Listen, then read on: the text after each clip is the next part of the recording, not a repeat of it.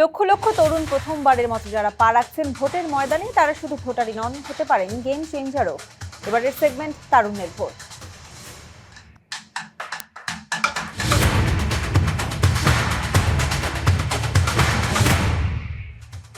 এবার জেনে নিব নির্বাচন নিয়ে তারুণ্যের নানা ভাবনা প্রত্যাশার কথা। যে দেশের জন্য ভালো কাজ করবে, দেশের সার্বভৌমত্ব রক্ষা করবে এবং দেশকে উন্নয়নের অগ্রযাত্রায় ভূমিকা রাখবে, তাদেরকে আমরা নির্বাচিত করব। আমাদের এলাকার উন্নয়ন প্লাস আমাদের সামাজিক উন্নয়ন সবকিছুর দিকে যে এগিয়ে থাকবে তাকেই আমরা ভোট দেওয়ার চেষ্টা করব। স্টুডেন্টদের জন্য উন্নয়নে যে সরকারের যে ব্যবস্থাগুলো আছে, প্রিভিয়াস যে পরিকল্পনাগুলো, সেগুলো যথাযথভাবে যেন বাস্তবায়িত হয়। যেরকম নারীদের ক্ষেত্রে যেন নারীদের বিভিন্ন সুযোগ সুবিধা অর্জন হয়, এই জন্য যেন সরকার কাজ করে।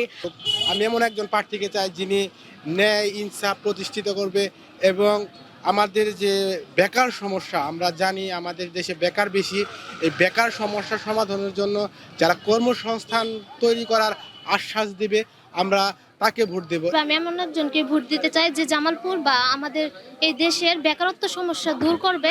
আমরা আশা করি নতুন ভোটার হিসাবে এবং দেশ ও জাতির কল্যাণের জন্য আমরা উৎসবমুখরভাবে ভোট দিতে পারবো। এই ইন্টারনি গভর্নমেন্ট এই ব্যবস্থা করবে বলে আমরা আশাবাদী। যে জামালপুরে উন্নয়ন করবে, দেশের মানুষের কথা বলবে, আমাদের জামালপুর উন্নয়নের দরিদ্র মুক্ত করবে।